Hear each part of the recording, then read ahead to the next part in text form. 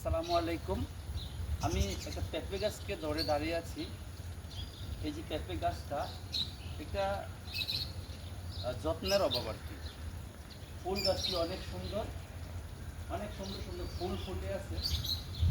বাড়ির সামনে এমন ফুল গাছ লাগাতে পারেন। এটা একটা মেহেদি গাছ। এই মেহেদি চুলে দিতে পারবেন, চুলের জন্য উপকার। আবার আমাদের এই ছোট মেয়েরা বা বোনেরা মেহেদি বেশিরভাগ ব্যবহার করে থাকে। মেহেদিও একটা প্রয়োজনীয় গাছ, মেহেদি গাছ। আর এই যে একটা দেখেন পেঁপে গাছ, এই পেঁপে গাছটা নিয়ে আমি একটু দুই চারটা কথা বলবো। সম্মানিত দর্শকবৃন্দ, পেঁপে আপনার পেট যখন খুব ব্যথা করবে, অস্থির লাগবে, পেটের ব্যথায় যন্ত্রণায় আপনি কাতরাচ্ছেন, কোনোভাবেই ভালো লাগছে না, তখন দেখবেন যে কাঁচা পেঁপে পাওয়া যায় কিনা। কাঁচা পেঁপে সুল্লা সাথে সাথে কাঁচা পেঁপে খাবেন অথবা খাওয়াই দিবেন, দেখবেন যে মুহূর্তে আপনার পেট ব্যথা চলে গেছে।